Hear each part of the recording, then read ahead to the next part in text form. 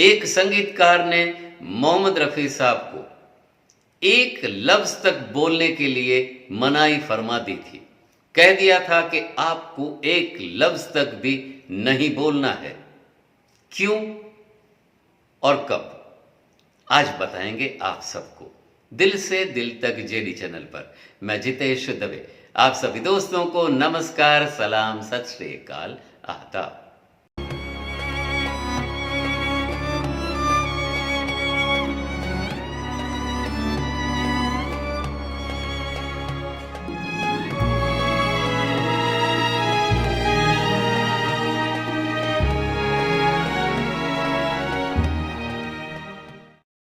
Hello family. एक संगीतकार ने रफ़ी साहब को मनाही कर दी थी कि अगले कुछ हफ्तों तक आप एक लफ्ज तक भी नहीं बोलेंगे, और रफ़ी साहब को माननी पड़ी थी उनकी ये बात, उनका ये वार्निंग। कौन से थे संगीतकार, क्या थी घटना, क्या रही होगी वजह, आज हम बताएंगे आप सबको हमारे इस खूबसूरत से वीडियो पर। दोस्तों, मोहम्मद रफ़ी साहब के बारे में कुछ सच्ची झूठी कहानियां सोशल मीडिया पर चलती रहती है, लेकिन आज की जो वीडियो की हमारी स्टोरी है वो सही मानों में फैक्ट्स रिवीलिंग स्टोरी है। इस कहानी में मुख्य किरदार हैं मोहम्मद रफ़ी साहब। ये वाकया है उन दिनों का जब मोहम्मद रफ़ी साहब का सितारा बड़ा ही बुलंद था। सभी फिल्मों में, सभी संगीतकारों के कंपोजिशन में मोहम्मद रफ़ी साहब के कम से कम हर एक फिल्म में एक या दो गाने रफ़ी साहब के रहते ही थे। तो रफ़ी साहब के सारे गाने पॉपुलर हुआ करते थे और मोहम्मद रफ़ी साहब उतने मशरूफ हुआ करते थे कि उनको आराम लेने तक की भी फुर्सत नहीं मिला करती थी। तो रफ़ी साहब को अपने कुछ आराम ना होने के कारण थोड़ा कंफर्टेबिलिटी भी महसूस नहीं हो पा रही थी। तो उन्होंने अपने आप में थोड़ा सुधार लाने के लिए एक बार खयाम साहब से कांटेक्ट करना चाहा। उन्होंने अपने भाई हमीद जी से कहा कि आप संगीतकार खयाम साहब को अपने घर डिनर पर बुलाएं।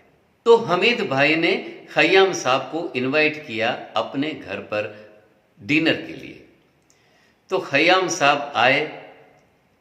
डिनर के दौरान जब उनका भोजन चल रहा था, उस वक्त रफ़ी साहब ने बातों ही बातों में इस बात का जिक्र निकाला कि खयाम साहब, आजकल मैं गाने में वो कंफर्टेबिलिटी, वो खुशी महसूस नहीं कर पा रहा हूँ, क्या वजह लगती है आपको? तो खयाम साहब, जो कि संगीत के कुछ ऐसे कलर्स के गाने बनाने वाले संगीतकार माने जाते हैं जिनकी एक अलग पहचान रही। नौशाद साहब का अलग किस्म का संगीत था। मदन मोहन साहब कुछ अलग कलर्स के गाने बनाते थे। लक्ष्मी प्यारे जी, शंकर जयकिशन जी, कल्याण जी आनंद जी, उन सभी संगीतकारों का एक अपना अपना कंफर्टेबल जोन और उनका अलग अलग कलर का संगीत रहा। खयाम साहब उन सभी से मुख्तलिफ थे।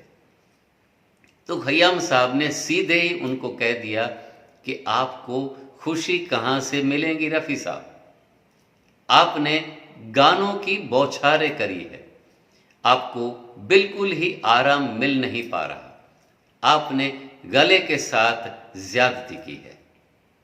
रफ़ी साहब समझे नहीं, लेकिन खयाम साहब ने क्लियर कहा कि अगर आप चाहते हैं वो खुशी जो आपके शुरू के दौर में लोगों को पहुंच पा रही थी, अगर उन खुशी को, आपकी गायकी के उस अंदाज को फिर से अगर आपको उजागर करना है, तो आपको मेरा कहना मानकर कम से कम 2 महीने तक, जैसे मैं बताऊं ऐसे एक्सरसाइज भी करना पड़ेगा, लेकिन उन पूरी एक्सरसाइज के दौरान कम से कम 2 महीनों तक आप कोई भी बात नहीं करेंगे किसी से भी। अपने वोकल कॉर्ड को आपको पूरा रेस्ट देना पड़ेगा, यहां तक कि आपको एक फोन कॉल भी अटेंड नहीं करना है। रफ़ी साहब थे जिन्होंने खुशी खुशी खयाम साहब के इस सजेशन को स्वीकार किया। और जब डिनर कंप्लीट हुआ तब रफ़ी साहब ने कमिटमेंट भी दे दिया, खयाम साहब से प्रॉमिस भी कर दिया कि आज के बाद ही नहीं, अभी से मैं ये तय करता हूं कि अगले 2 महीनों तक मैं किसी से बात तक नहीं करूंगा, ना ही कोई फोन कॉल अटेंड करूंगा। तब तक मैं आपके दिखाए गए, आपके सिखाए गए लेसन पर ही प्रैक्टिस करूंगा। तो रफ़ी साहब ने 2 महीनों तक कोई भी बात नहीं की किसी से, ना ही एक फोन कॉल भी अटेंड किया। 2 महीनों के बाद खयाम साहब का एक गज़लों का एल्बम रिलीज हुआ, मिर्ज़ा गालिब साहब का। उसमें मोहम्मद रफ़ी साहब ने अपनी 2 महीनों के बाद तरोताज़ा हुई आवाज़ के साथ प्लेबैक दिया। उस गज़ल कलेक्शन का एक गज़ल बड़ा ही पॉपुलर हुआ, दर्द मिन्नते कशे दवा ना हुआ।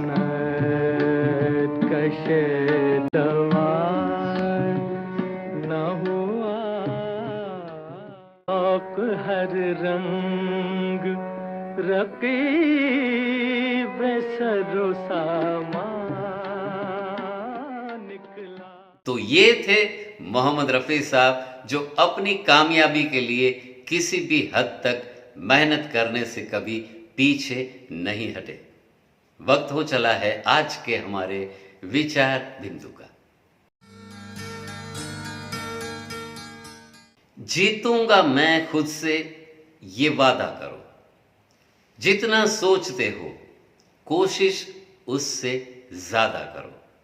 दोस्तों, कैसी लगी आज की हमारी कहानी? हमें जरूर से लिख करके भेजिएगा। आप सभी के कमेंट्स के लिए हम इंतजार करते रहते हैं। अगर आप चाहें तो हमारे वीडियोस को लाइक करिए, अपने दोस्तों के साथ शेयर करिए। अगर आप चाहें तो हमारे चैनल को सब्सक्राइब करिए, और हाँ, बेल नोटिफिकेशन और ऑल के बटन को भी जरूर से क्लिक करिएगा।